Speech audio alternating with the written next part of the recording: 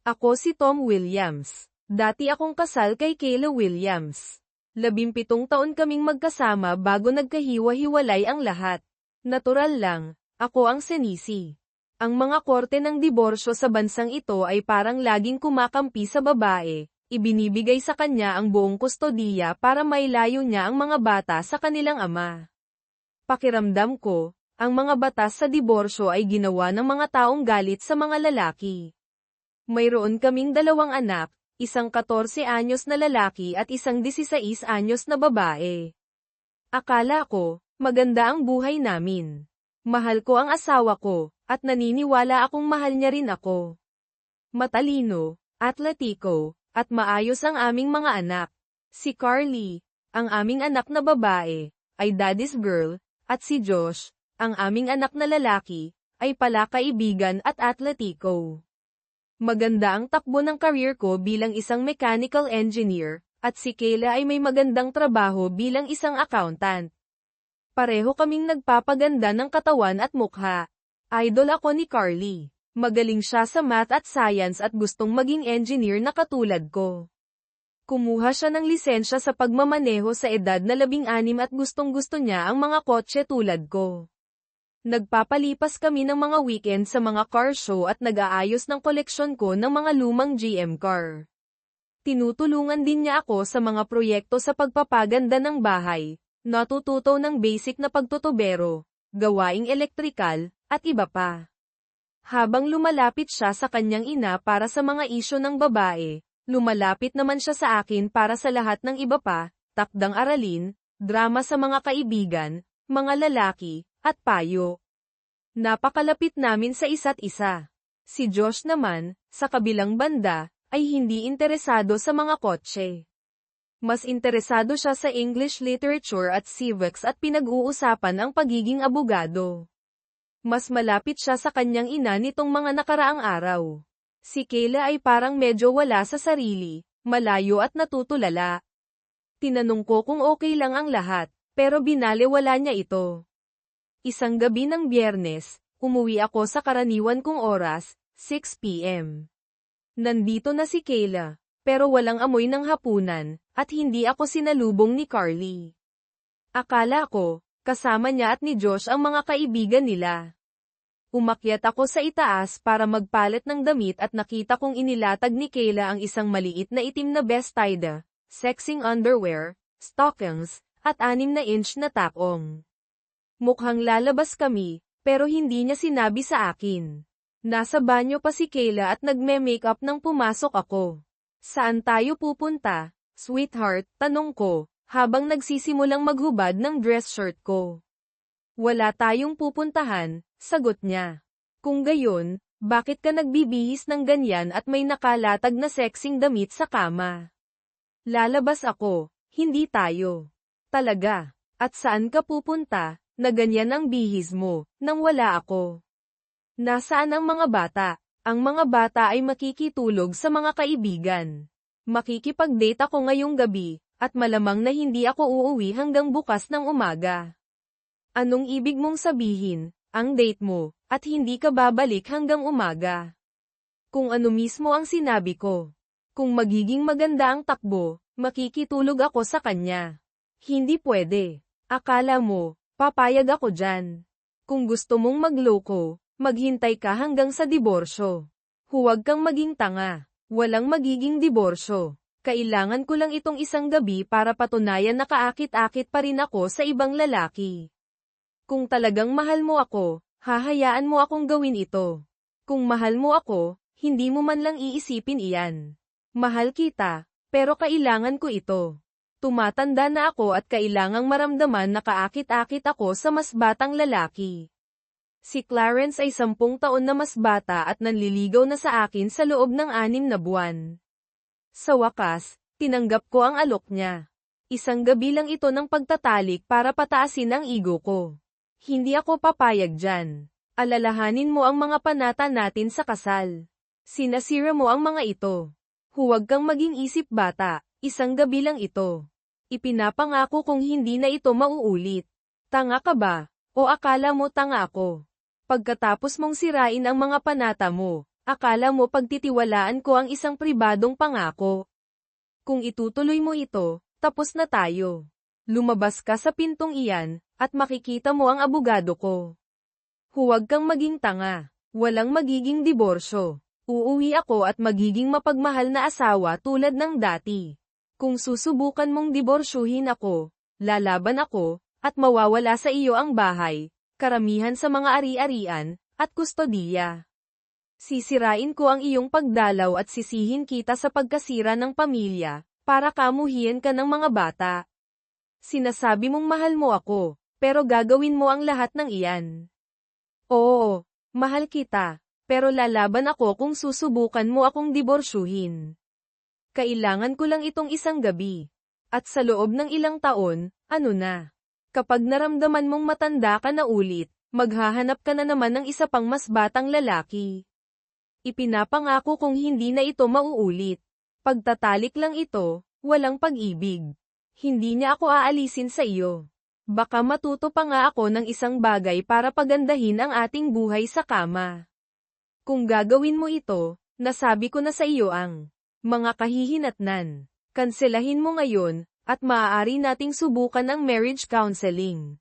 Huwag kang maging tanga. Magiging okay tayo. Kung ipipilit mo ang counseling, pag-uusapan natin ito pagbalik ko bukas.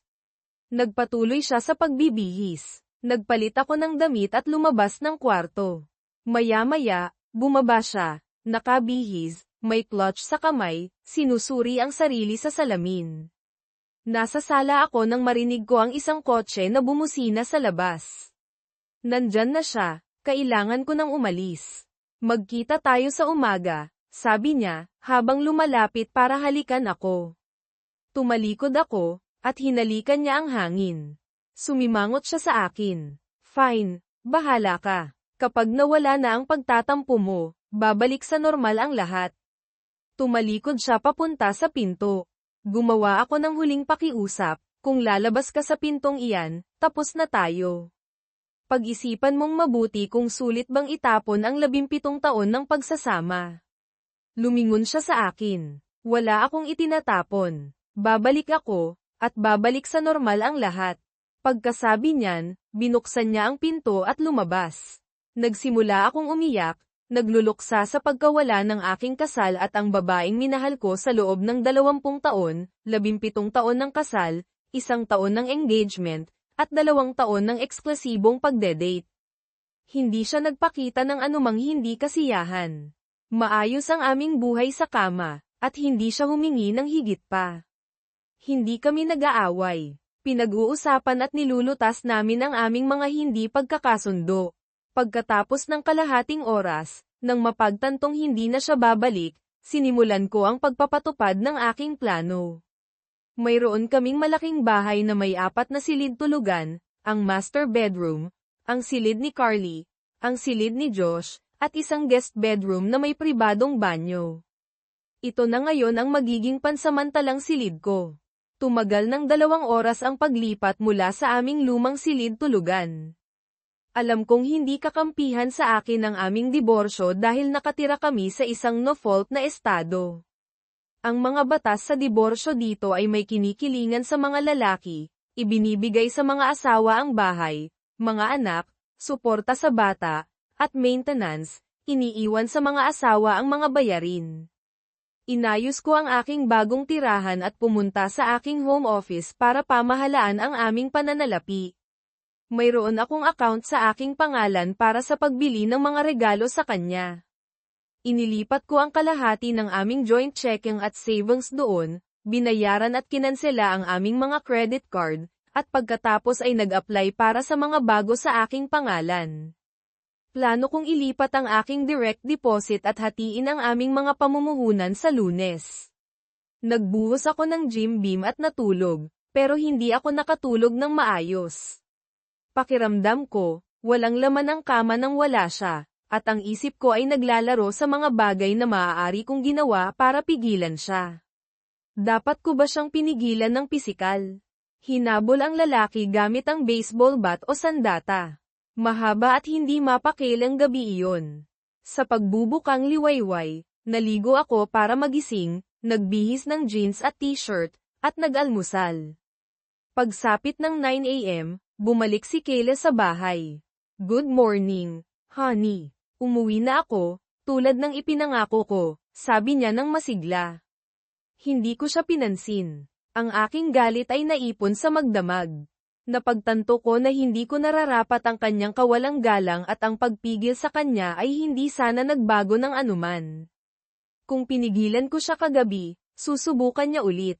Ang aking pagmamahal sa kanya ay naging galit, na pinalakas ng kanyang kawalang galang, mga banta, at mapanuyang ugali. Gumugol ako ng mga oras sa pagtuon doon. "Honey, nasaan ka? Umuwi na ako, tulad ng sinabi ko. Naglinis pa nga ako bago umuwi para sa iyo," sigaw niya habang hinahanap ako. "Ay, nandyan ka pala," sabi niya, habang binubuksan ang pinto ng aking opisina. Bumalik na ako, at ngayon, babalik na sa normal ang lahat, dagdag niya, habang lumalapit sa aking mesa na nakalahad ang mga braso para yakapin at halikan ako. Itinulak ko siya palayo. "Ilayo mo sa akin ang iyong maruming labi. Sino ang nakakaalam kung ano ang hinawakan ng mga iyan o kung ano ang napunta sa iyong bibig?" Nanlaki ang kanyang mga mata sa pagkabigla. Hindi pa ako nagsasalita sa kanya ng ganito. Bago pa siya makasagot, nagpatuloy ako, "Kailangan mong magpa-stone test at ipakita sa akin ang isang notarized na malinis na ulat bago mo ako hawakan ulit. Para sa pagtatalik, hindi kita hahawakan gamit ang 10 FT na poste, kahit na may 12 kondom pa iyan." Ang kanyang pagkabigla ay naging galit. "Nakikita kong pinoproblema mo pa rin ang iyong nasaktang ego. Pupunta ako sa ating kwarto para magpahinga. Mahaba ang gabi ko at kailangan kong magpahinga. Sana, kumalma ka, at maaari tayong mag-usap mamaya. Inaasahan ko ang isang paghingi ng tawad para sa iyong pagiging bastos." Padabog siyang lumabas. Napangiti ako, habang inaasahan ang kanyang mabilis na pagbabalik. "Ano ang ginawa mo?" sigaw niya, habang padabog na bumabalik. "Nasaan ang iyong mga damit? Ang iyong mga gamit sa banyo? Ano sa tingin mo ang ginagawa mo? Anong ibig mong sabihin?" tanong ko ng kalmado. "Walang laman ang iyong closet. Walang laman ang iyong mga drawer. Ano ang ibig mong sabihin? Ang lahat ay nasa kung saan ito dapat. Ang aking mga damit ay nasa aking closet, ang aking mga gamit sa banyo ay nasa aking banyo. Wala sila doon. Kaka-check ko lang. Nagkakamali ka. Iniisip mo ang iyong silid-tulugan bilang ating silid-tulugan. Ang aking mga gamit ay nasa aking bagong silid-tulugan. Sa iyong silid-tulugan, ibig mong sabihin. Oo, lumipat ako mula sa iyong silid-tulugan. Mananatili ako sa aking bagong kwarto hanggang sa makahanap ako ng apartment." Sumingkit ang kanyang mga mata sa iritasyon. "Pag-uusapan natin ito mamaya. Bibigyan kita ng 1 linggo para malagpasan ang iyong pagtatampo. Pagkatapos, inaasahan kong ibabalik mo ang lahat, at babalik tayo sa normal." "Hindi hanggang sa mayroon akong notarized na ulat," sagot ko, habang bumabalik sa aking computer. Nanatili ako sa aking opisina halos buong araw. Ang mga bata ay umuwi ng maaga sa hapon. Nagtaka ako kung gaano katagal bago nila mapansin ang problema.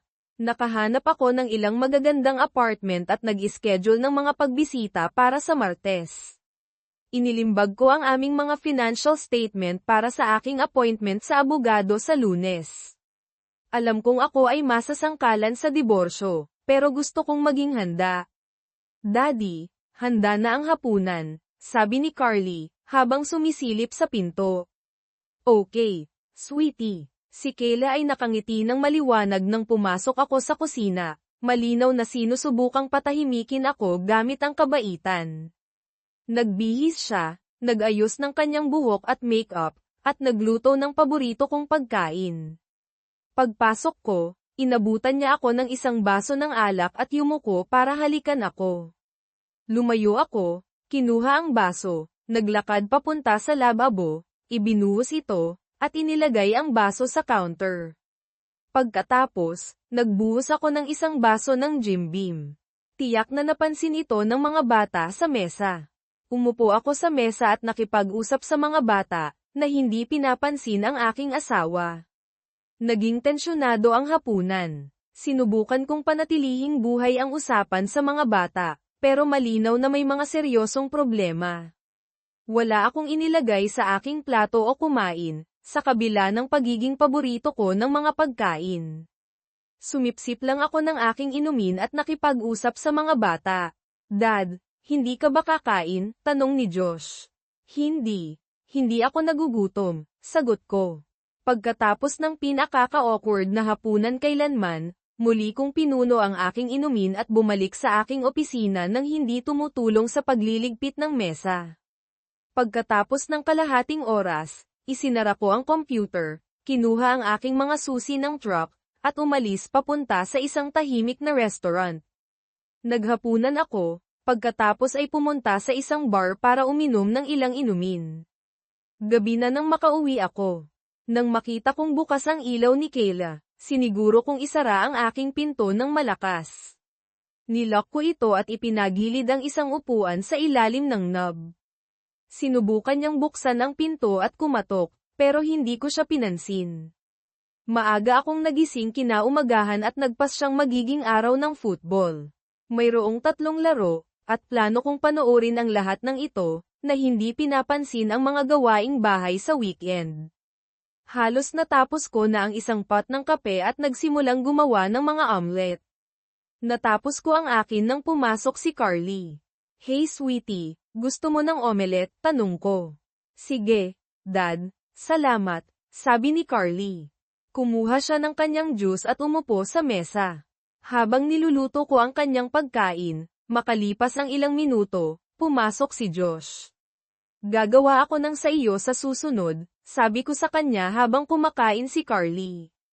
Narinig ko si Kayla sa hallway, kaya ibinuhos ko ang huling tasa ng kape para sa aking sarili at pinatay ang pot. Pumasok siya, kumuha ng isang tasa, at tiningnan ang walang lamang pot. Hindi ka ba maaaring mag-iwan ng isang tasa para sa akin? Tanong niya. Nandyan ang pot. Alam mo kung paano gumawa, sagot ko. Whatever. So, gumagawa ka ng mga omelette? Tanong niya. Nagawa na, katatapos ko lang.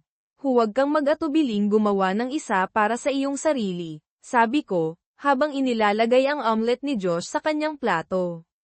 Ginamit ko na ang huling sangkap at ibinalik ang lahat. Pagkatapos kong alagaan ang mga bata, lumabas ako ng kusina. Bago magtanghali, nasa sala ako at nanunood ng laro. Pumasok si Kayla na may dalang plato at isang bote ng beer. Dinalhan kita ng pananghalian at isang beer para hindi mo makaligtaan ang laro, sabi niya nang masigla. Nang hindi man lang tumitingin, tinangay ko ang pareho sa mesa gamit ang aking paa. Nabigla, tumayo siya doon habang pumupunta ako sa kusina at kumukuha ng aking sariling beer. Hindi ko nilinis ang kalat. Siya ang nagdala nito, siya ang maglilinis. Wala akong pakialam kung madumihan nito ang carpet. Hindi na ako titira doon ng matagal. Kailangan nating pag-usapan ito, Caleb, panimula ni Kayla. Tumahimik ka. Nanunood ako ng laro, sagot ko. Para sa Diyos, kailangan mong ayusin ang iyong ugali. Napansin na ito ng mga bata, sabi niya. Mapapansin nila kapag lumipat na ako, sabi ko. Hindi ka lilipat, at walang magiging diborsyo, giit niya habang padabog na umaalis. Maya-maya sa hapon, lumapit sa akin sina Carly at Josh sa panahon ng halftime. Dad, ano ang nangyayari sa inyo ni Mom? Tanong ni Carly. Maaaring malaman na ninyo, magdidiborsyo na ang iyong ina at ako. Hindi ito tungkol sa inyo. Mahal namin kayong pareho. Ito ay sa aming dalawa, paliwanag ko. Pero bakit? Tanong ni Josh. Dahil gumawa ang iyong ina ng isang bagay na hindi ko matanggap, kahit na pagkatapos kong sabihin sa kanya ang aking mga nararamdaman. Hindi siya nagsisisi, sabi ko. Ibig mong sabihin, ang date niya noong Biyernes ng gabi, tanong ni Carly. Alam ninyo ang tungkol doon. Nagulat ako. Oo, sinabi sa amin ni Mom na hindi ka masaya tungkol dito, sabi ni Carly. Kaya alam ninyong niloko niya ako, sabi ko. Hindi niya ginawa. Sinabi niya sa iyo ng una, kaya hindi ito panloloko. Hindi siya nagpalihim. Isang gabi lang ito sa loob ng 20 taon na kayo ay magkasama, sabi niya. Kung talagang mahal mo siya, hahayaan mo siyang magkaroon ng isang gabing iyon at magpatuloy, paliwanag ni Carly. Nabigla ako at nasaktan na hindi man lang sinusubukan ng aking anak na babae na maunawaan ang aking panig. Kumampi siya ng lubusan sa kanyang ina.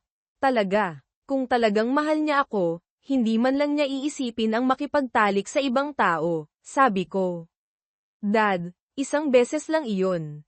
Nangako siya na hindi na iyon mauulit, giit ni Carly. Pag-usapan natin ang tungkol sa mga pangako. Mahigit 17 taon na ang nakalilipas, gumawa siya ng isang panata sa harap ng Diyos, ang aming mga pamilya, at mga kaibigan na talikuran ang lahat hanggang sa katapusan ng buhay. Paano ako magtitiwala sa anumang pribadong pangako ngayon, tanong ko. Pero nangako ka rin na mananatili sa kanya sa hirap at ginhawa, sabi ni Josh. Totoo, pero ang paglabag niya sa kanyang panata ay nagpapalaya sa akin mula sa aking panata, sagot ko. Bakit sisirain ang pamilya dahil sa isang gabi, tanong ni Carly. Bakit ako ang sinisisi sa kanyang mga aksyon? Siya ang sumire sa mga panata, hindi ako, sabi ko. Gusto ni Mom na magpatuloy at kalimutan na natin ito. Ikaw ang nagpapalaki ng bagay na ito at sumisira sa pamilya, giit ni Carly. Hindi na ito gumanda pagkatapos noon. Hindi sila nakikinig. Kinumbinsi sila ni Kayla na kailangan ito ni Mommy at ang ego ni Daddy ang sanhi ng lahat ng problema. Akala nila nag-overreact ako. Sa huli, padabog silang lumabas ng malinaw na hindi ako papayag. Napanood ko ang natitirang laro ng payapa. Maya-maya, naamoy kong nagluluto ng hapunan pero hindi ko ito pinansin. Nang sabihin sa akin ni Josh na handa na ang hapunan, kinuha ko ang aking mga susi ng truck. Saan ka pupunta? Handa na ang hapunan, tanong ni Josh. Pupunta ako sa sports bar para manood ng laro. Doon ako kakain, sagot ko. Pero nagluto si Mom. Babalik ako pagkatapos ng laro, sabi ko, habang pinutol ang kanyang sasabihin. Tumambay ako sa bar, nag-e-enjoy sa isang burger at beer. Isang beer lang ang iniinom ko kada quarter, kaya okay lang akong magmaneho. Nang makauwi ako, nasa kama na ang lahat. Ang plato at bote mula kanina ay nilinis na nagpangiti sa akin. Maaga akong umalis noong Lunes ng umaga. Tinawagan ko muna ang aking broker at ipinahati sa kanya ang aming mga pamumuhunan sa isang bagong account sa aking pangalan. Pagkatapos, tinawagan ko ang HR para alisin si Kayla sa aking retirement account at idinagdag sina Carly at Josh bilang mga tagapagmana. Binago ko rin ang aking direct deposit sa aking bagong bank account. Sa wakas, sinabi ko sa aking boss ang tungkol sa diborsyo at nangangailangan ng time off para sa mga meeting at court date. Sumuporta siya. Kinumpirma ng aking abogado ang aking mga pangamba. Malamang na ako ay masasangkalan sa diborsyo. Ang kustodiya ay depende sa kung saan gustong tumira ng mga bata, at dahil sa aming kamakailang pag-uusap, hindi ako umaasa. Sinimulan ng abogado ang mga papeles, at hiniling ko sa kanya na ipaabot kay Kayla ang mga papeles sa trabaho sa Lunes. Pagkatapos ng trabaho, pumunta ako sa sports bar para sa Monday Night Football, na hindi pinapansin ang mga text at tawag ni Kayla. Ipinagbigay alam ko kay Carly kung nasaan ako, ngunit hindi naging maganda ang kanyang tugon. Nang makauwi ako, binigyan nila akong lahat ng masamang tingin. Dumiretso ako sa aking opisina, at pagkatapos ay natulog pagkatapos matulog ang lahat.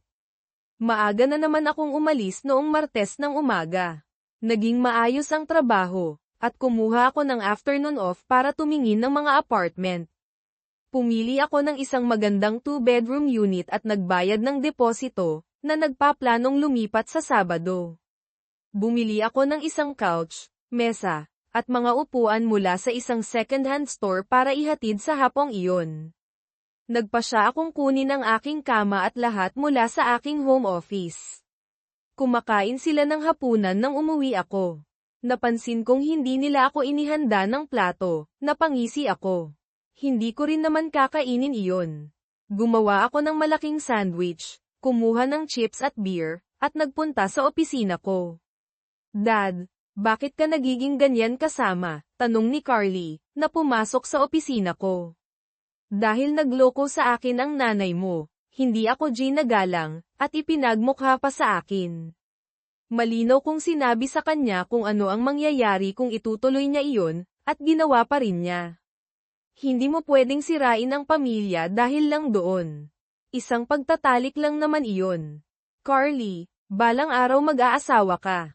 Ano ang mararamdaman mo kung sabihin sa iyo ng asawa mo na may date siya sa isang mas bata at mas magandang babae at planong makipagpalipas ng gabi sa kanya? Hindi ko magugustuhan, pero kung ipinangako niyang isang beses lang iyon, susubukan kong lampasan iyon. Saka, kung sinabi niya sa akin, hindi naman iyon panloloko, di ba? Isipin mo na sinasabi mo ang iyong mga panata at sinasabi sa iyong groom na plano mong makipagtalik sa ibang lalaki.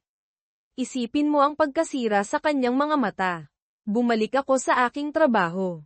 Miyerkules ng gabi, parehong hanay ng mga magulang ay nasa bahay nang umuwi ako.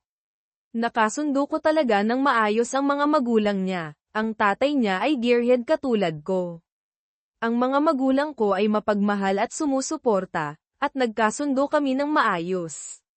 Nakita ko ang ambush. Naintindihan ko kung bakit naroon ang mga magulang niya, pero naguguluhan ako kung bakit naroon din ang mga magulang ko. Tom, panimula ni Charles, nadidismaya kami kay Kayla, pero sumosobra ka na.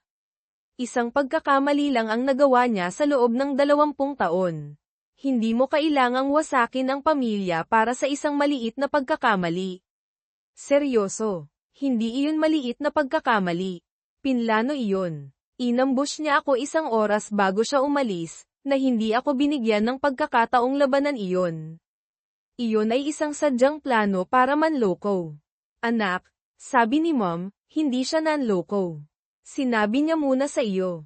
Ang sinabi niya sa akin ay hindi nagtatanong. Kahit noong tumutol ako, wala siyang pakialam. Sinabi ko sa kanya na mangyayari ito kung itutuloy niya iyon. Tom, dagdag ni Dad, naiintindihan namin ang sakit mo, pero isipin mo ang pamilya. Mahal ka pa rin ni Kayla. Sa tulong ng counseling, malalampasan mo ito. Huwag mong wasakin ang iyong pamilya. Pinalaki ka namin para maging isang mabuting tao. Isipin mo ang iyong ina at ako. Gagawin namin ang lahat ng kinakailangan para mapanatili ang aming relasyon sa aming mga apo. Natigilan ako. Talagang kumampi ang mga magulang ko sa kanya, sinasabi sa akin na palampasin ang kanyang panloloko. Hindi ko na kinaya at nagpunta ako sa kwarto ko, isinara ang pinto sa kanyang mukha. Pagkalipas ng 10 minuto, nagpalit ako ng jeans, casual na shirt, at boots. Naglakad ako sa sala nang walang sinasabi, hindi pinapansin ang kanilang mga pagtatangkang kausapin ako. Sumakay ako sa truck ko at nagpunta sa sports bar para kumain ng hapunan at uminom ng beer. Tahimik at madilim ang bahay nang umuwi ako pagkalipas ng 4 na oras. Ang Huwebes at Biyernes ay pareho. Hindi ko pinansin si Kayla, at nagalit sa akin ang mga bata. Nagulat ako na hindi pa napansin ni Kayla na hindi na gumagana ang mga credit card. Malalaman niya iyon sa kanyang Sabadong pamimili. Biyernes ng gabi, nasa opisina ako nang pumasok si Kayla na nakasuot ng transparent na nightie, stockings, garter belt, at heels. Wala ang mga bata ngayong gabi. Oras na para malampasan mo na ito at matulog. Gusto kong magtalik tayo buong gabi. Kailangan kong bumalik sa akin. Paggigiit niya, ang kanyang boses ay puno ng halo ng desperasyon at pagnanasa. Hindi pa ako nakakakita ng clinic report na nagpapatunay na wala kang sakit, sagot ko ng malamig, hindi man lang tumitingin sa aking desk. Huwag kang ang maging katawa-tawa. Kailangan kong bumalik sa kama ko ngayon. Halika na, naaakit ako at kailangan kong makipagtalik, iginiit niya. Ang kanyang tono ay nagiging mas mapilit at nabigo. Hindi ako interesado, sabi ko nang walang emosyon, at binalingan ang isa pang pahina sa aking libro. Kung hindi, tatawagan ko ulit si Clarence, banta niya, na tumutulo ang galit sa kanyang boses. Kaya iyon pala ay isang beses lang, bawi ko, na may halong pangungot siya sa aking boses. Damn it, iyon nga. Pero kung patuloy mo akong tatanggihan, itinutulak mo ako pabalik sa ibang tao, bulyo niya, na sumisiklab ang kanyang pagkabigo. Magsaya ka. Ipaalam mo sa akin kung dadalhin mo siya rito para makaalis ako, sagot ko, na hindi nag-abala na itago ang aking paghamak. Padabog siyang lumabas, at pagkalipas ng kalahating oras, narinig ko siyang umalis, na humahaginit ang mga gulong.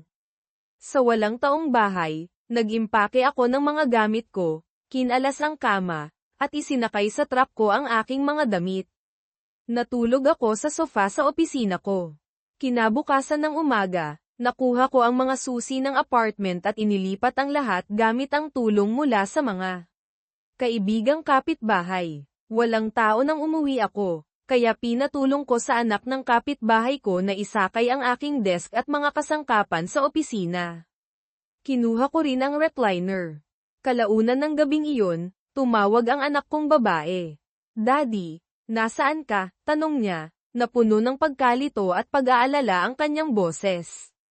Nasa bahay ako, sweetheart, sagot ko, sinusubukang panatilihin ang aking tono na kalmado at nagbibigay katiyakan. Hindi, wala ka. Nakalinis na ang opisina mo, walang laman ang ekstrang kwarto, at wala na ang recliner mo. Dagdag pa na wala na ang truck mo. Paglilista niya, na tumataas ang kanyang boses sa bawat obserbasyon.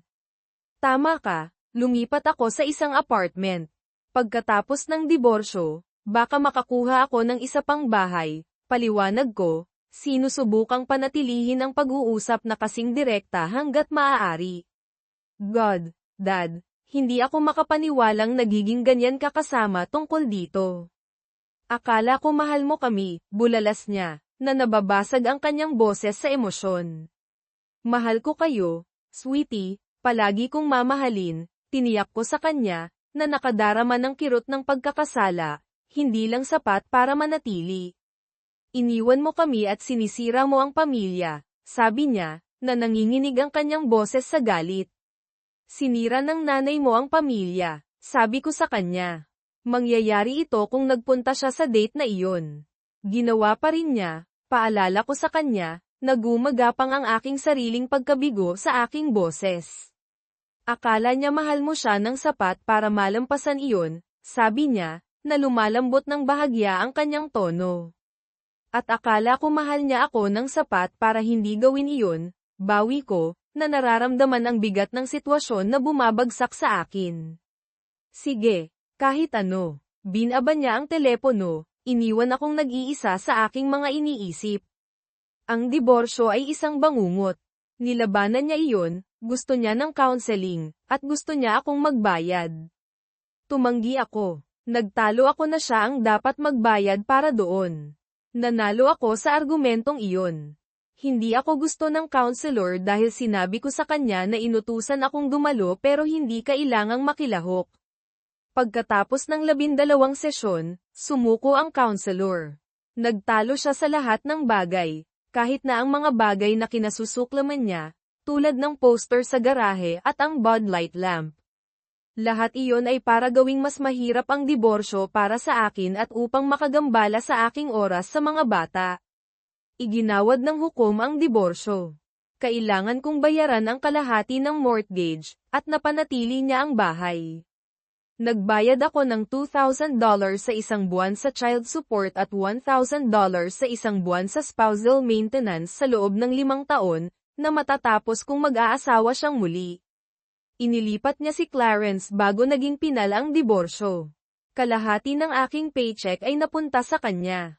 Ipinambayad ko ang ilang pamumuhunan at bumili ng isang bahay na kailangang ayusin. Lumipat ako kasama ang aking mga kasangkapan at nagsimulang mag-ayos sa mga gabi at katapusan ng linggo. Ang pagdalaw ay isang sakuna. Ginawa itong mahirap ni Kayla, at abala o galit ang mga bata. Sa kalaunan, Sinabi nila sa akin na ayaw na nila akong makita.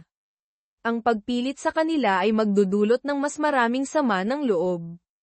Nagpadala ako ng mga gift card at liham para sa mga kaarawan at Pasko, pero ibinalik ang mga iyon na hindi binubuksan. Ginastos ang aking mga tseke, pero hindi ko kailanman narinig ang isang salita. Ipinagbigay alam ko sa kanila ang tungkol sa kanilang mga pondo sa kolehiyo, at tumugon sila ng walang pasasalamat. Nilason ni Kayla ang aking mga anak laban sa akin. Tumutok ako sa trabaho at sa aking bahay, nagtitipid ng pera sa pamamagitan ng hindi paglabas. Isang araw, tinawagan ko ang aking ina. "Hey, Mom, kumusta ka?" "Well, kumusta ka?" sagot niya ng masaya. "Hindi ko pa naririnig ang tungkol sa Thanksgiving. Ikaw ba ang magho-host nito?" Pagkatapos ng isang paghinto, sinabi niya, "Oo, pero darating si Kayla, ang kanyang mga magulang, at ang mga bata. Dadalhin niya ang kanyang bagong lalaki. Akala namin ay magiging masyadong awkward para sa iyo na naroon." "Seryoso, Mom. Pinipili mo ang aking ex-wife at ang kanyang boyfriend sa akin. Gusto naming mapanatili ang aming relasyon sa mga apo namin. Ito ay kasalanan mo. Dapat ay pinanatili mo ang iyong pamilya." "Paano ang Christmas Eve? Pupunta kami sa kay Kayla sa Christmas Day." "Kalimutan mo na. Wala ka ng anak," sabi ko, at tinapos ang tawag. Ginugol ko ang Christmas Eve na nanunood ng Die Hard, na hindi pinapansin ang mga tawag at text mula sa aking ina. Ibinalik ang mga package na ipinadala ko sa aking mga anak. Pagkalipas ng 5 taon, nakatanggap ako ng anunsyo sa kasal. Pinakasalan ni Kayla si Clarence noong katapusan ng linggo pagkatapos ng aking huling maintenance payment. Sa pagiging 18 ni Josh 1 taon na mas maaga, natapos din ang aking child support. Ipinagdiwang ko sa pamamagitan ng paglalasing. Nagtrabaho ako ng husto at minahal ko sila, para lang tanggihan. Ngayon, malaya sa aking mga obligasyon. Nagpasya akong magpatuloy at kalimutan sila hanggat maaari. Isang bagay ang bumabagabag sa akin, kailangan ko pa ring bayaran ang kalahati ng mortgage. Natapos iyon nang makapagtapos si Josh, pero nakapangalan pa rin ako sa deed. Akala ni Kayla na sa kanya ang bahay, pero pinahintulutan lang siya ng kasunduan sa diborsyo na manirahan doon hanggang sa makatapos ang mga bata sa high school. May karapatan ako sa kalahati ng mga ari-arian, at ang bahay ay isang malaking ari-arian. Kinontak ko ang aking abogado. Noong nagdiborsyo kami, nagkakahalaga ang bahay ng $300,000, na may $200,000 na equity. Ngayon, nagkakahalaga ito ng mga $500,000, na may $450,000 na equity. Mayroon lang kaming $50,000 na natitira sa mortgage. Gusto ko ang pera, syempre, at magpapagalit iyon kay Kayla. Mahal niya ang bahay na iyon at kamumuhian niya na bigyan ako ng anumang bagay. Babayaran din ako nito para sa lahat ng maintenance at mortgage payments. Pagkaraan ng 1 linggo, tumawag si Kayla. "Tom, anong nangyayari? Nagtatrabaho lang at inaayos ang bahay ko. Nagulat akong marinig mula sa iyo. A-hole ka. Bakit may realtor na pumunta sa bahay ko para sa isang listang contract?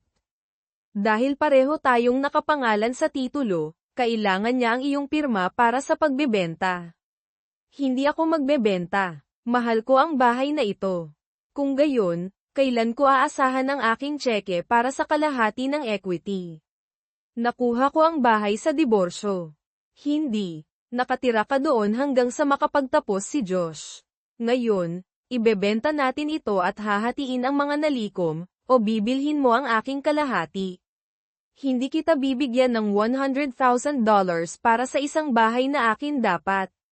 Mabuti na lang at hindi ako humihingi ng $100,000, ang equity ay $450,000 na ngayon. Ang aking kalahati ay $225,000, sa mamahaling kasangkapan, ay round off natin ito sa $250,000. Baliw ka. Hindi kita bibigyan ng kahit isang kasing, sigaw niya at ibinaba ang telepono. Tumawa ako. Pagkaraan ng ilang buwan, nagpa siya ang hukom sa aking pabor. Kailangan niyang bayaran ang court fees at ang aking abogado. Ang bahay ay tinansya ng higit pa sa tinansya ko, at napunta ako sa $275,000. Binili nila ako gamit ang karamihan sa pera ni Clarence, na babalik sa kanya sa kalaunan. Inayos ko ng maganda ang aking bahay, kasama ang isang shop. Bumili ako ng $1,972 Chevy pickup na nasa masamang kondisyon, interesado lang sa chassis. Hinuberan ko ito, nilinis, at pininturahan. Maganda ang rear differential, pero muli ko itong itinayo. Ang transmission ay isang Borg-Warner T10 manual 4-speed para masaya. Binuhos ko ang lahat sa makina, isang 427 big block. Nakakita ako ng isa online, ipinadala ito, at kinalas ito. Pagkatapos ng machine work, nag-install ako ng isang bagong forged crankshaft, 10:1 pistons, isang heavy cam, at paid at pinakintab na ulo na may dobleng springs. Nagdagdag ako ng blower, chrome valve covers, pinakintab na aluminyo, at steel braided hoses. Ang unang biyahe ay nakakabaliw. Binayo ko ito sa freeway, at agad na bumigay ang mga gulong sa likod. Bahagya kong nagawang panatilihin ito na tuwid. Aral na natutuhan, dahan-daang pinindot ang accelerator. Mas maingat akong nagmaneho pagkatapos noon. Pagkaraan ng ilang linggo, nakakita ako ng isang ad para sa isang pampublikong car show. Sa pag-iisip na magiging masaya ito, pumasok ako at binayaran ang bayad. Sa araw ng show, minaneho ko ang aking 2072 Chevy sa parke, nag-check-in, at inayos ang aking pwesto sa tabi ng $1,968 GTO. Napansin ko ang dalawang kaakit-akit na redheads, ang isa ay kasing edad ko at ang isa pa ay teenager, na nag-aayos sa likod ng GTO. Walang lalaki na kasama nila, at ang mas matanda ay walang singsing sa kanyang kaliwang kamay. Magandang umaga. Gusto ko ang GTO mo, sabi ko. Salamat. Gusto ko rin ang truck mo, sagot ng mas matanda. Ito ang aking unang show bilang isang kalahok. Ako si Tom. Ako si Marie, at ito ang aking anak na si Jenny.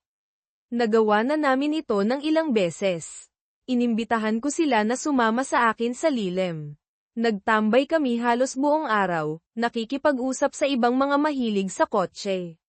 Bagaman hindi ako nanalo ng anumang parangal, nagkaroon ako ng magandang panahon.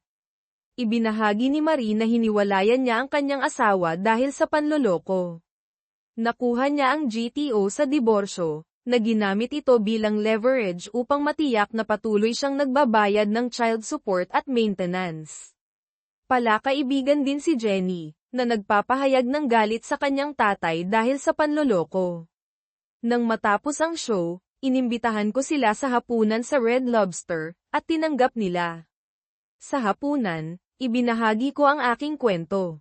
Nagulat sila na sinisisi ako ng aking mga anak para sa diborsyo pagkatapos naman loko ang aking ex, ikinalulungkot ko, Tom. Mukha kang isang mabait na tao at hindi mo iyon nararapat, sabi ni Marie. Nagpalitan kami ng mga numero at sumang-ayon na magkita muli. Nagbigay sa akin si Jenny ng isang malaking ngiti, isang kindat, at isang thumbs up, na nagpapahiwatig ng kanyang pag-aproba. Lumabas kami ni Marie sa susunod na katapusan ng linggo para kumain ng hapunan at sumayaw. Binigyan niya ako ng halik sa pisngi, at nakita ko si Jenny na nakangiti at nagbibigay sa akin ng isa pang thumbs up. Pagkaraan ng ilang date, inimbitahan ko sila at nagluto ng lasagna. Nagustuhan nila ito at nasiyahan sa aking bahay, bagaman napansin ni Marie na kailangan ito ng paghawak ng isang babae. Sa susunod na katapusan ng linggo, inimbitahan nila ako sa kanilang apartment. Ang pagluluto ni Marie ay kamangha-mangha, mas mahusay kaysa sa akin. Hindi ko napigilan ang pagkain at nagpaumanhin para sa pagiging baboy, pero tumawa sila, na sinasabi na iyon ang pinakamagandang papuri para sa isang taong mahilig magluto. Pagkaraan ng 2 katapusan ng linggo, lumabas kami ni Marie para kumain ng hapunan at sumayaw. Sa isang mabagal na kanta, Bumulong siya, ihatid mo ako sa bahay. Nagulat, umatras ako, pero humadyak-jak siya at nilinaw, ihatid mo ako sa bahay mo. Oh, kung gayon, salamat na lang at dala ko ang aking regular na truck, hindi ang 2072. Sa kalaunan ay ginawa namin ito ng 3 beses bago nakatulog. Ipinagluto ko siya ng almusal at inihatid siya sa kanyang bahay. Pagkaraan ng ilang buwan, nag-propose ako, at sinabi niyang oo. Nagkaroon kami ng isang simpleng seremonya sa harap ng isang hukom, at lumipat sila sa aking bahay. Sinimulan pa nga akong tawaging daddy ni Jenny. Napakaganda ng buhay. Oo, nagkaroon kami ng hindi pagkakasundo, at nagkaroon kami ni Jenny ng aming mga pagkakaiba. Teenager pa rin siya, at ako ay isang awtoridad na figura, pero iginagalang niya ako, at mahal ako ng kanyang ina katulad ng pagmamahal ko sa kanya. Pagkaraan ng mga 1 taon, nakatanggap ako ng isang sorpresang tawag mula sa isang hindi kilalang numero. Hello, sagot ko. Dad, sabi ng isang masiglang boses ng babae. Carly. Oo, Daddy, ako ito. Mayroon akong magandang balita. Talaga, masaya akong marinig mula sa iyo. Magpapakasal ako. Napakaganda niyan, sweetie. Masaya ako para sa iyo. Gusto kong naroon ka sa aking kasal. Oh, hindi. Si Clarence ang nagbabayad para sa kasal, at siya ang maglalakad sa akin sa aisle. Hindi ka uupo sa unahan, pero gusto ko talaga na naroon ka. Clarence, ang lalaking nakipaglokohan ang nanay mo. Pinakasalan niya siya. Tingnan mo, Dad, sinusubukan kong makipag-ugnay muli at gusto ko na naroon ka sa aking kasal. Kasalanan mo kung bakit sila nagkasama pagkatapos mong umalis. Iniisip mo pa rin na walang ginawang mali ang nanay mo. Hindi ko kayang suportahan ang kasal na ito. Malamang naman loloko ka rin tulad ng nanay mo. Dagdag pa, kinuha mo ang huling karangalan ng isang ama mula sa akin. Naging mababaw, makasariling bruha ka. Sige, huwag mong asahan na makikita ang iyong mga apo. Kung palalakihin mo sila tulad mo, ayaw ko. Tama si Mom, a-hole ka.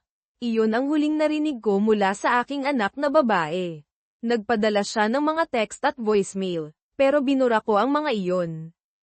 Ang kanyang sanga ng oliba ay isang insulto. Ginawa niya ang kanyang pagpipilian 10 taon na ang nakalipas. Anumang pagkakataon ng isang relasyon sa kanya o kay Josh ay nawala. Masakit iyon, pero sinisisi nila ako para sa mga aksyon ng kanilang ina. Ibinaba ko ang aking telepono at nagpunta upang magtrabaho sa aking 1,963 Chevy pickup. Ang isang ito ay magiging hindi gaanong radikal kaysa sa 2072, na may isang bahagyang mas matatag na 350 engine. Hindi ko napansin na kinuha ni Jenny ang aking telepono o napagtanto na nasa bahay siya. Galit na galit ako sa aking tatay. Nakipag-ugnay ako, at kinausap niya ako ng ganoon. Kasalanan niya kung bakit nawasak ang aming pamilya. Inimbitahan ko siya sa aking kasal, at ibinalik niya ito sa aking mukha. Gusto ko na panag-utan niya ang ginawa niya sa aming pamilya. Tumunog ang aking telepono na may isang hindi kilalang numero.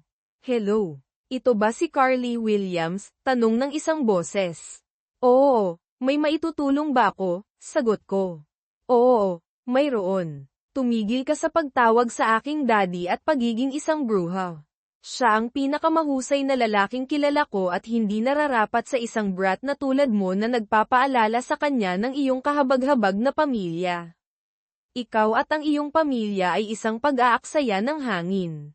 Sino ka ba? Tanong ko. Ang pangalan ko ay Jenny Williams. Ako ang iyong kapatid. Pinakasalan ng mom ko ang iyong tatay, at inampon niya ako. Mahal ko siya at hindi ko siya kailanman irerespeto. Ikaw ay isang insulto sa mga anak na babae sa lahat ng dako. Alam ko kung anong nangyari. Hindi ginagalang ng nanay mo ang kanyang asawa sa pamamagitan ng pagpunta sa isang date at pakikipagtalik sa ibang lalaki, at tila ayos lang sa iyo iyon. Nagloko sa aking nanay ang aking bayo tatay, at pinaalis niya siya ng walang pag-aalinlangan. Kung nanloko ang nanay ko, Tutulungan ko ang tatay ko na palayasin siya. Siya ang pinakadesenteng, mapagmahal na tao na kilala ko. Nagpapasalamat ako na naging sapat na handgal ang nanay mo para palayain siya. Maaari mong sabihin sa iyong mga lolo't lola na mayroon silang isa pang apo, pero ayaw ko ng isang relasyon sa mga taong tinatanggihan ang kanilang anak para sa isang nanlolokong nanay. Kapag sinabi mo ang iyong mga panata, isipin mo ang iyong asawa na nagloloko sa iyo. Tawagan mo ako kapag nangyari iyon para matawa ako. Magkaroon ka ng isang crappy na buhay, sis. Ibinaba niya ang telepono. Nakatingin ako sa telepono sa pagkabigla. Hindi ako makapaniwala na nagpakasal si Dad at hindi kami inimbitahan. Mayroon na akong isang nakababatang kapatid na babae na tumunog tulad ko bago kumbinsihin ni Mom si Josh at ako na sinisira ni Dad ang pamilya dahil sa isang maliit na issue. Akala ko ay mayroon siyang magandang dahilan. Isinasaalang-alang ko pa nga na tumira sa kanya, pero ipinaliwanag ni Mom na kailangan lang niya ang isang bagay na ito para pasiglahin ang sarili, at si Dad ang matigas ang ulo at umaalis. Napakawalang galang ni Jenny at walang pakialam sa aming panig. Tinawag niya akong mga pangalan nang hindi nakikilala ako. Siyempre, si Clarence ang maglalakad sa akin sa aisle. Naroon siya para sa akin. Nagbabayad siya ng halos $20,000 para sa kasal. Nagdududa ako na makapag-aambag pa si Dad. Naiinis pa rin ako nang dumating sina Mama at ang dalawang lola mula sa pamimili. Napansin ni Mama ang aking mood. Honey, anong problema? Tanong niya. Ikinwento ko kay Papa ang tungkol sa kasal at inimbita ko siya. Umasa ako na makakatulong ito na muling itayo ang aming relasyon. Napakaganda, sabi ni Lola Williams. Pupunta ba siya? Hindi na namin siya naririnig mula noong Thanksgiving ilang taon na ang nakalipas. Bumantong hininga ako. Hindi. Nagalit siya nang sabihin ko sa kanya na si Clarence ang maghahatid sa akin sa altar at masyadong awkward para sa kanya na umupo kasama sina Mama at Clarence. Nako, sayang naman. Akala ko na pagtagumpayan na niya ang kanyang katigasan ng ulo sa ngayon. Hindi lang iyon. Nalaman kong mayroon akong stepsister. Ano, bulalas nila. Tumawag ang isang babaeng nagngangalang Jenny Williams pagkatapos ibaba ni Papa ang telepono. Mukhang pinakasalan ni Papa ang kanyang nanay at inampun siya. Napakabastos niya at sinabi niya na ang pinakamagandang bagay na gusto niyang ipagpasalamat sa nanay ko ay dahil sa pagiging tanga niya, o hindi sana siya nagkaroon ng isang napakahusay na tatay. Isinalaysay ko ang parehong mga tawag. Nagulat sila sa tindi ng galit mula kina Papa at Jenny. Nagpakasal si Tom, at hindi kami inimbita, bulong ni Lola Williams. Dumating na sa wakas ang araw ng aking kasal. Nagkaroon ako ng maikling sandali ng kalungkutan na hindi pupunta ang tatay ko, pero ipinagkibit balikat ko ito. Umabot ako, at tinanggihan niya ako. Ito ay isang masayang araw, at ikakasal ako sa lalaking mahal ko. Sumilay ng ngiti si Clarence habang kinukuha niya ang aking braso, at naglakad kami sa altar. Labis akong natuwa na makita ang lahat ng aking mga kaibigan at pamilya. Si Josh ay isa sa mga abay ni Bobby. Napuno ng luha ng kagalakan ang aking mga mata nang makita kong nakangiti sa akin si Bobby. Itinaas ni Clarence ang aking belo, hinalikan ako sa pisngi, at sinabi, "Congratulations, baby." Ibinigay niya ako kay Bobby, at nagsimula ang seremonya. Nang tanungin ng ministro, sino ang nagbibigay sa babaeng ikakasal na ito, at sinabi ni Clarence, ang kanyang ina at ako ang nagbibigay, may naramdaman akong kakaiba, pero hinayaan ko na lang. Habang nakatingin ako sa mga mata ni Bobby, inuulit ang aking mga panata, hindi ko masabi, talikuran ang lahat. Pumasok sa aking isipan ang mga imahe ni Bobby kasama ang ibang babae at ang pagmumukha niyang wasak nang umamin ako na nagloko ako. Nauunawaan ko na ngayon, nasambit ko, nakaramdam ng biglang paglilinaw na damaloy sa akin. Nag-alala si Bobby. Ano ang nauunawaan mo? Tanong niya, nakakunot ang kanyang noo dahil sa pag-aalala. Lahat-lahat, sagot ko ng may paninindigan. Pagkatapos ay naging seryoso ako. Bobby, Talagang mahal mo ba ako? Tanong ko, hinahanap ang katotohanan sa kanyang mga mata. Siyempre mahal kita. Bakit mo tinatanong? Tugon niya, punong-puno ng pagkalito at pag-aalala ang kanyang boses. Dahil hindi kita pwedeng pakasalan ngayon. Magpapakasal tayo, pero hindi ngayon. Kailangan kong itama ang mga bagay, paliwanag ko, bahagyang nanginginig ang aking boses. Baby, anong problema? Tanong niya, lumalalim ang kanyang pag-aalala. Mahal kita, at pakakasalan kita, pero kailangan muna nating ayusin ang mga bagay. I-reschedule natin ang kasal, sabi ko ng mariin, sinusubukang panatagin siya. Hindi mo ako iiwan sa altar, di ba? Tanong niya, may bahid ng takot ang kanyang boses. Hindi mangyayari. Sasama ka sa akin, sagot ko, hinahawakan ang kanyang kamay. Bumaling ako sa mga bisita. Paumanhin, pero hindi ko maitutuloy ito ngayon. I-reschedule natin. Samantala, mangyaring tangkilikin ang reception. Bayad na ang lahat. Si Clarence ang nagbayad, anunsyo ko, umaalingaw ang aking boses sa karamihan. Hinawakan ko ang kamay ni Bobby at bumalik sa altar. Hinarang ng aking ina at ni Clarence ang aking paglabas. Si Clarence, galit tungkol sa nagastos na pera, nagtanong si Mama, Carly, anong ginagawa mo? Matalim ang kanyang boses dahil sa pagkalito. Itinatama ko ang isang pagkakamali na ginawa ko ilang taon na ang nakalipas, sagot ko, determinado. Anong pagkakamali? Ang pagkakamali na sinisi ko ang tatay ko sa diborsyo kung kasalanan mo dahil nagloko ka, sabi ko, matatag ang aking boses. Carly, ako ang nanay mo. Hindi ako isang babaeng bayaran, at igagalang mo ako, sabi niya, nagtatanggol at mahigpit ang kanyang tono. Talaga, Mama, kapag naging cheater ka na palagi, sagot ko, tumataas ang aking galit. Carly, paano mo ako nagawang bastyusin? Bulalas niya, nagulat sa aking paratang. Paano ko nagawang bastyusin? Nahihiya ako na hinangaan kita. Hanggang sa binibigkas ko ang aking mga panata kay Bobby na napagtanto ko kung gaano ka kasama.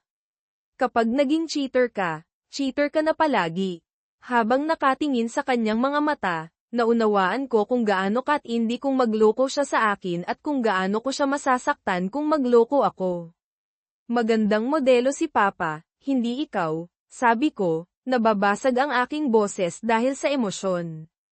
Anong ibig mong sabihin? Tanong ni Mama, may takot sa kanyang mga mata, halos pabulong ang kanyang boses. Ang ibig kong sabihin ay sinira mo ang ating pamilya sa iyong mga aksyon. Sinaktan mo si Papa, at sinaktan mo kami, at ngayon nakikita ko kung gaano ako mali na kumampi sa iyo. Paliwanag ko, punong-puno ng sakit ng pagkatanto ang aking boses. Hindi ko kailanman intensyon na saktan ang sinuman, bulong niya, napupuno ng luha ang kanyang mga mata. Pero nasaktan mo, at ngayon kailangan kong itama ang mga bagay. Sabi ko, malakas at matatag ang aking boses. Seryoso, Mama, sa tingin mo ba hindi ko alam ang tungkol sa mga workouts mo kasama si Jim Davis sa kanyang apartment? O kung paano si Carlos, ang pool boy, ay naglalaan ng dagdag na oras dahil nakikipagtalik ka sa kanya? O ang landscape crew na nakikipagtalik ka pagkatapos ng yard work? Mayroon akong mga video niyan. At huwag nating kalimutan ang backroom heads na binibigay mo kay Mario, ang iyong hairstylist. Kahit papaano hindi kailangang mag-alala si Clarence tungkol sa panloloko mo sa iyong boss. Oh, at si Alan Morris, ang ating kapitbahay na bumibisita kapag girls' night out ang kanyang asawa. Lumipat-lipat ang kanyang mga mata kay Clarence, na mukhang labis na nagulat. Bumaling ako sa kanya. Clarence, ipinapanata ko ng may parehong dedikasyon na mayroon ang nanay ko sa kanyang mga panata na babayaran kita para sa kasal na ito. Huwag kang umasa na makakatanggap ka ng kahit isang sentimo. Hinayla ko si Bobby sa altar, huminto upang makipag-usap sa videographer, na nakunan ang lahat ng nangyari sa kamera. Binigyan niya ako ng kopya, at pumirma ako ng release form para sa YouTube. Nagmadali kami ni Bobby sa parking lot, sumakay sa kanyang kotse, at humarurot palabas. Saan tayo pupunta? Tanong niya. Pakanluran sa 156. Ilalagay ko ang address sa Waze, sagot ko, natagpuan ang address ng mabilis. Halos 2 oras ang layo, at umaasa ako na nasa bahay si Papa. Hindi kami huminto upang magpalit. Nasa isang misyon ako at ayokong mag-aksaya ng oras. Hindi araw-araw na bubuksan mo ang iyong pinto upang makita ang isang babaeng ikakasal at lalaking ikakasal na nakatayo sa iyong beranda. Hindi ako isang ministro, at hindi ako nakatira sa isang simbahan, kaya medyo nakakagulat ito. Mas nakakagulat pa ang makilala ang isa sa kanila bilang aking anak na babae, si Carly, na nilinaw na hindi na niya ako gustong makita muli. Alam ko na ngayon ang araw ng kanyang kasal, kaya dapat ay nasa simbahan siya, sa reception, o sa kanyang honeymoon. Daddy, pwede ba kitang makausap sandali? Tanong niya ng malumanay. Tulala pa rin, pinapasok ko sila at itinuro ang sala, kung saan nakaupo sina Marie at Jenny, parehong mukhang nagulat. Carly, ito ang aking asawa, si Marie, at ang aming anak na babae, si Jenny. Jenny, Marie, ito si Carly. Hindi ko alam kung sino ang lalaking kasama niya. Daddy, ito si Bobby Jensen, ang aking fiancé, pagpapakilala ni Carly. Hindi ba kayo nagpakasal ilang oras na ang nakalipas? Tanong ko, naguguluhan. Kailangan kitang kausapin tungkol doon. Hindi ko maitutuloy ito ngayon. Hindi ako pwedeng magpakasal maliban kung ihahatid ako ng tatay ko sa altar. Daddy, sa wakas nauunawaan ko na tama ka. Sinayang ni Mama ang lahat, hindi ikaw. Pasensya na sa pagsisi sa iyo. Hindi mo nararapat ang alinman doon. Umaasa ako na mapapatawad mo ako at papasukin muli ako sa iyong buhay. Gusto ko talagang pakasalan si Bobby, pero hindi ko magagawa maliban kung pumayag kang ihahatid ako sa altar. Hindi ko ito inaasahan. Masaya ako na gusto niya akong bumalik sa kanyang buhay pero interesado sa eksena. Carly, may nangyari ba sa kasal? Nakasuot ka pa rin ng iyong damit pangkasal, at si Bobby ay nakasuot ng kanyang tops. Nasa kalagitnaan na kami ng seremonya nang magkaroon ako ng epiphany, sabi niya, inaabot sa akin ang isang CD. Dapat mong panoorin ito habang nagpapalit kami ni Bobby sa mga ordinaryong damit. Ipinakita ni Marie kay Carly ang isang silid tulugan upang magpalit. Itinakda ko ang video player sa sala. Nang handa na sina Carly at Bobby, pinanood namin ang video. Nagsimula ito bilang isang tipikal na kasal, ngunit nadapa si Carly sa kanyang mga panata. Nagawa niya. Hindi ako makapaniwala, bulong ni Jenny. Pinahinto ni Carly ang kasal at hinarap ang kanyang nanay, na nagbubunyag ng higit pa sa kanyang pagtataksil. Nagulat ako. Ipinaliwanag ni Carly, hindi ko maitutuloy ito. Napagtanto ko kung gaano masasaktan si Bobby kung gagawin ko sa kanya ang ginawa ni Mama sa iyo. Sa wakas naunawaan ko kung ano ang ibig sabihin ng pagtalikod sa lahat. Dinishonor ka ni Mama, at dinidishonor kita sa pamamagitan ng pagpapakasal nang wala ka. Walang kabuluhan ang mga panata kung wala ang pinakamapagkakatiwalaang tao na kilala ko. Kapag pinakasalan ko si Bobby, kailangan ikaw ang maghahatid sa akin sa altar, hindi sina Mama at Clarence. Huminto si Carly at ngumiti kay Jenny. Bukod doon, kailangan ko ang aking kapatid na babae bilang bridesmaid. Ginaisang ako ng iyong mga salita. Paano ako magpapakasal nang hindi ka nakatayo doon para sa akin? Marami itong dapat ay proseso. Nag-usap kami ng maraming oras. Hindi ko alam na kinuha ni Jenny ang numero ni Carly mula sa aking telepono at tinawagan siya. Nang gumabi na, pinatulog ko sila sa silid tulugan ng mga bisita. Hindi pinansin ni Carly ang mga tawag mula kina Clarence at Kayla ngunit sinagot ang mga tawag mula sa mga kaibigan. Sinamantala ng ilang bisita ang kanyang alok na magparty sa pera ni Clarence. Sinubukan niyang kanselahin, pero huli na, kaya napunta siya sa pag-inom sa isang sulok. Nagpadala si Josh kay Carly ng isang video ng kanilang nanay na sinusubukang makipag-usap kay Clarence, na nagtapos sa pagsigaw niya, "Cheating strumpet." Parang tapos na ang relasyong iyon. Nagawa rin ni Josh na kanselahin ang flight at resort reservations ngunit natigil sa 20% cancellation fee. Dahil nakapagbakasyon na sina Carly at Bobby para sa kanilang honeymoon, nanatili sila sa amin sa loob ng 1 linggo. Muli akong nakipag-ugnayan kay Carly at nakilala si Bobby, na naging isang mahusay na lalaki na may matibay na moral. Mahirap sa simula dahil sa mga kasinungalingan na sinabi sa kanya ng aking ex at mga anak, pero uminit siya sa akin pagkatapos malaman ang katotohanan at makita ang aking workshop. Nagtakda kami ng bagong petsa ng kasal para sa parehong venue 1 taon pagkatapos, sa pagkakataong ito, ako ang maghahatid kay Carly sa altar. Kasama sina Marie at Jenny sa pagpaplano. In-update ni na Carly at Bobby ang lahat sa wedding party maliban kina Kayla at Clarence. Sa loob ng ilang buwan, itinayo namin muli ni Carly ang aming relasyon, at mas nakilala ko si Bobby. Dumalo kami sa mga car show ng magkasama, ipinasok ang GTO ni Marie, ang aking E72 truck, ang Challenger ni Bobby, at ang 1974 Firebird ni Jenny. Madalas kaming binibisita ni na Carly at Bobby, at kahit si Josh ay nagpakita ng ilang beses, kahit na mas mahirap sa kanya dahil mas malapit siya sa kanyang ina. Samantala, hindi naging maayos ang mga bagay para kina Kayla at Clarence. Lumipat si Clarence at nagsampa ng diborsyo sa ilalim ng hindi na maayos na mga pagkakaiba upang maiwasan ang away at ang malupit na parusa ng prenup. Pinoprotektahan ng prenup ang kanyang mga ari-arian bago ang kasal, kaya nakuha lang ni Kayla na panatilihin ang bahay at humigit kumulang $50,000, hindi mapatunayan ni Clarence na ginamit niya ang kanyang pera upang bilhin ang aking bahagi ng bahay, at wala ang kanyang pangalan sa titulo.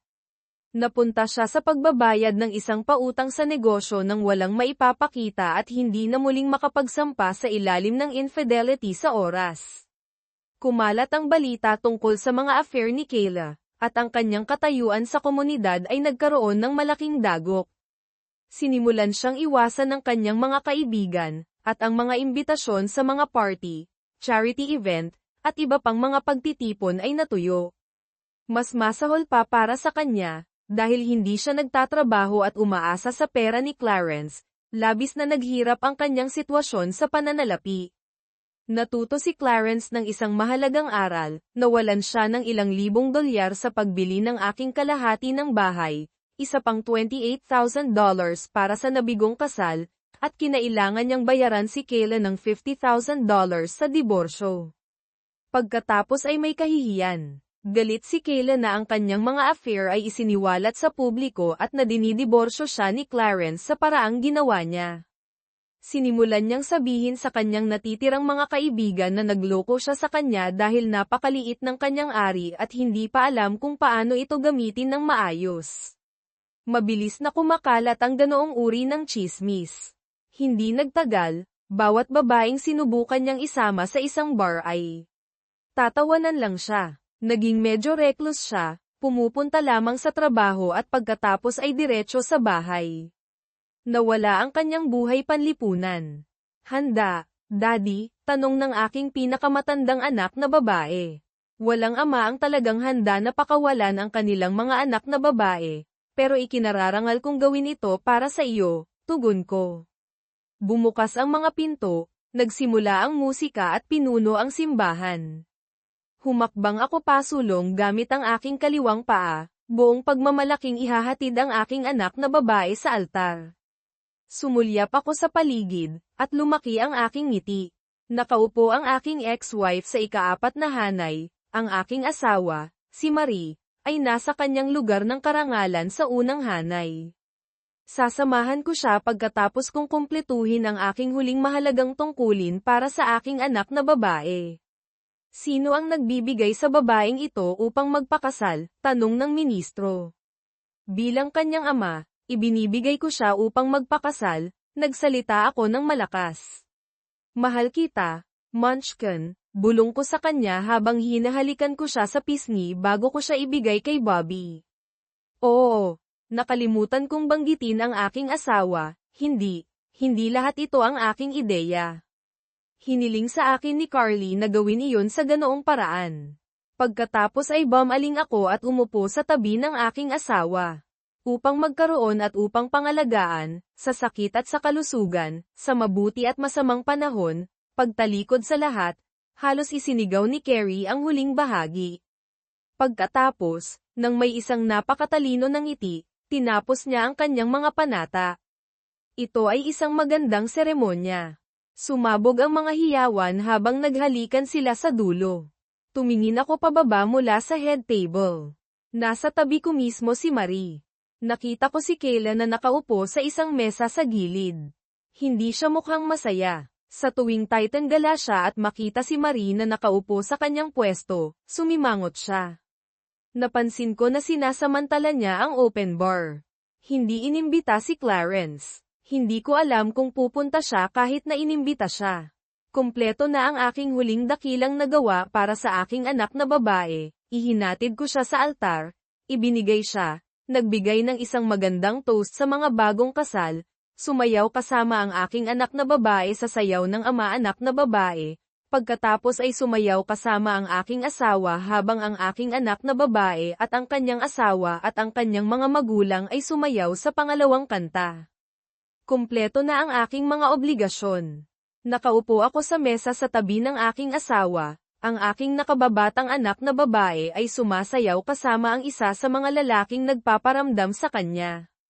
Patawarin mo ako, Marie, maaari ko bang hiramin ang iyong asawa para sa sayaw na ito? Narinig ko ang isang pamilyar na boses sa likod ko na humihiling mula sa aking asawa. Bumaling kami ni Marie upang harapin ang aking ex-wife. Sinuri siya ni Marie sandali bago sumagot. Siguraduhin mo lang na ibabalik mo siya kung saan mo siya natagpuan. Tiningnan niya ako. Nagtitiwala ako sa'yo. Sa kanya ako hindi nagtitiwala na subukan ang anumang bagay na tanga. Inakay ko si Kayla sa sahig. Nagsimula sila ng isang mabagal na kanta, hindi ako magugulat kung hiniling niya ito para lamang sa layuning ito. Nag-ingat ako na panatilihin ang ilang distansya at hindi siya hilahin ng mahigpit. Sumayaw kami ng kaunti bago siya nagsimulang magsalita. Dapat mo sanang ibigay sa akin ang isang gabing iyon. Dapat tayong lumampas doon at magpatuloy na parang normal. Dapat tayong dalawa ang magkasama ngayon, at hindi ka dapat lumabas ng gabing iyon. Dapat mas kilala mo ako kaysa isipin na magiging okay ako sa panloloko mo sa akin, gaano man kadalas mo itong gawin. Hindi ako nanloko. Sinabi ko sa iyo ang tungkol dito bago ko ito ginawa. Hindi ako nagtago sa likod mo. Kung sinabi mo sa akin o hindi ay hindi nauugnay, ang katotohanan na nakipagtalik ka sa ibang tao ay panloloko. Bukod, hindi kita binigyan ng pahintulot. Sinabi ko sa iyong huwag itong gawin, ngunit ginawa mo pa rin. Hindi ko kailanman gusto ito. Gusto ko lang ang isang gabing iyon. Pagkatapos ay maaari tayong magkasama magpakailanman. Alam mong ikaw lamang ang lalaking minahal ko. Wala akong pagmamahal para sa kanya maliban sa pag-ibig na hindi pa rin gaanong kabuti. Makasarili siya, at hindi pa siya kasing laki mo. Kung gayon bakit mo siya pinakasalan? Dahil diniborsyo mo ako. Oo naman, hindi ko siya mahal, pero gusto ko siya. Pagkatapos mong umalis, ayokong mapag-isa. Akala ko baka umusbong ako na mahalin siya, ngunit hindi ko siya malilimutan. Ginawa ko ang lahat ng iyon sa iyo dahil galit ako na iniwan mo ako. Mahal pa rin kita, ngunit hindi mo man lang ako kakausapin pagkatapos ng gabing iyon. Napagtanto ko na ikaw ang lahat ng kailangan ko, at hindi na ako makikipag-date sa ibang lalaki, kaya bakit ka nagloko sa kanya noon? Dahil napakasama niya sa kama. Akala ko kaya ko siyang sanayin, ngunit tumanggi siyang tumanggap ng anumang payo. Isisingit niya lang ito, magpapamewang ng ilang minuto. Tatapusin, pagkatapos ay gamulong at makatulog. Nang hindi ko na ito makayanan, nakakita ako ng ilang iba pang mga lalaki na talagang makakapagbigay kasiyahan sa akin. Wala akong ideya na alam ni Carly ang anumang bagay tungkol dito. Kahit na ginawa ko, hindi ko sana hinulaan na ipagkakanulo niya ako tulad nito. Ikinalulungkot ko para sa iyo. Nagkaroon kami ng isang mahusay na kasal, ngunit itinapon mo ito para sa isang gabi ng mediocre na pag-ibig. Hindi ko inaakala na may pagkakataon pa, hindi ko maiwasang tumawa. Hindi lamang hindi, ngunit impyerno hindi. Una sa lahat, kahit na hindi ako kasal ngayon, ang ginawa mo sa pag-akay sa aking mga anak laban sa akin ay nag-aalis ng anumang pagkakataon na magkasama kaming muli. Ngayon ay kasal na akong muli sa isang babaeng mahal ko, at mayroon akong isa pang anak na babae na mahal ko rin. Ang pinakamahusay na maaari kong alok ay ang pagiging sibil kapag tayo ay nasa parehong lugar at sa mga kaganapan kasama ang ating mga anak at apo. Sa kabutihang palad, natapos ang kanta pagkatapos nito. Hindi ko na siya kinausap muli ng gabing iyon. Hindi niya kayang bayaran ang mga pagbabayad sa mortgage sa bahay, kaya napunta siya sa pagbebenta nito at lumipat sa isang maliit na apartment. Nakakuha siya ng sapat na pera sa bahay upang mabuhay kung siya ay maingat.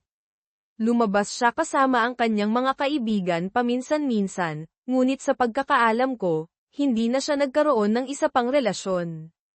Napunta rin si Clarence sa pamumuhay ng mag-isa. Nagkaroon ng mahaba at mapagmahal na pagsasama sina Carly at Bobby. Nagkaroon sila ng 3 anak, 2 lalaki at 1 babae. Sa huli ay pinakasalan din ni Josh ang isang matamis na babae. Nagkaroon sila ng 2 anak na babae.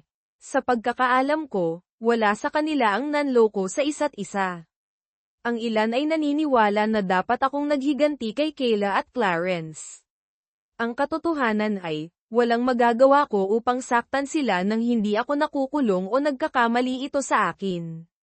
Nagpasya akong sumulong at mabuhay ang aking buhay hanggat makakaya ko.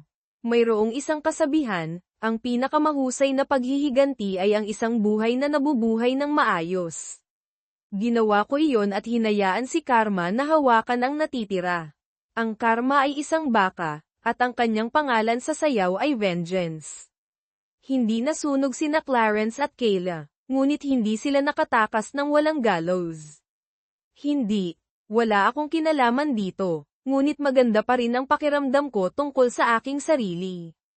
Mayroon akong aking asawa, ang aking anak na babae, at ang aking 2 iba pang mga anak na bumalik sa aking buhay. Napapaligiran ako ng mga taong nagmamahal sa akin. Mayroon akong magandang buhay. Handa, Daddy, tanong ng aking anak na babae. Walang ama ang talagang handa na pakawalan ang kanilang mga anak na babae. Pero ikinararangal kong gawin ito para sa iyo, tugon ko. Bumukas ang mga pinto, nagsimula ang musika, at pinuno ang simbahan. Humakbang ako pasulong gamit ang aking kaliwang paa, buong pagmamalaking ihahatid ang aking anak na babae sa altar. Ang aking asawa ay nasa kanyang lugar ng karangalan sa unang hanay, nakangiti ng malapad. Sasamahan ko siya pagkatapos kong asikasuhin ang aking huling mahalagang tungkulin para sa aking anak na babae. Huwag kang mag-alala, Daddy. Itutuloy ko ito ngayon. Kinausap ko si Carly, at ginagawa ko ito ng tama sa unang pagkakataon, tiniyak sa akin ni Jenny.